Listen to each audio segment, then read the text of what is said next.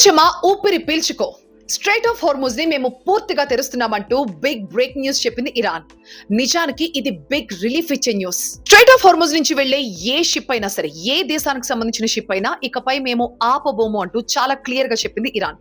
And Iran చెప్పిన ఈ విషయాన్ని అమెరికా అధ్యక్షుడు ట్రంప్ కూడా కన్ఫర్మ్ చేశారు. అండ్ ఇరాన్ తీసుకున్న ఈ డెసిషన్ ని ఆయన అభినందించారు. ఇజ్రాయెల్ లెబనాన్ మధ్య ఈ సీజ్ ఫైర్ ఒప్పందం కారణంగానే ఇరాన్ ఈ డెసిషన్ తీసుకుంది.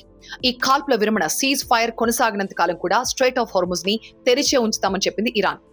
ఇరాన్ స్ట్రైట్ ఆఫ్ హార్మోజ్ ని తెరుస్తున్నాం అని ప్రకటించిందో లేదో వెంటనే క్రూడ్ ధరలు 10% పడిపోయాయి. ఈ వెస్ట్ ఏషియాలో వార్ సిచ్యువేషన్స్ కారణంగా రీసెంట్ టైమ్స్ లో బ్రెంట్ క్రూడ్ బ్యారెల్ రేట్ $100 పైన ట్రేడ్ అవుతోంది. సో ఇప్పుడు ఒక్కసారిగా ఈ క్రూడ్ రేట్లు తగ్గుముఖం పట్టడంతో క్రూడ్ ని ఇంపోర్ట్ చేసుకునే ఇండియా లాంటి కంట్రీస్ కి ఇది గుడ్ న్యూస్. గత కొన్నాళ్ళుగా ఈ యుద్ధం నేపథ్యంలో హోర్ముజ్ స్ట్రైట్ దగ్గర ఎక్కడి షిప్లు అక్కడ ఆగిపోయాయి. దీంతో ఈ ఆయిల్ ఇంపోర్ట్స్ మీద, క్రూడ్ ఇంపోర్ట్స్ మీద ఆధారపడ్డ ఇండియా లాంటి దేశాలు చాలా ఇబ్బందులు పడుతున్నాయి. ఇక ఇరాన్ ఇప్పుడు హోర్ముజ్ స్ట్రైట్ ని పూర్తిగా తెరుస్తున్నామని క్లారిటీ ఇవ్వడంతో అందరికీ బిగ్ రిలీఫ్ వచ్చినట్టు అయింది.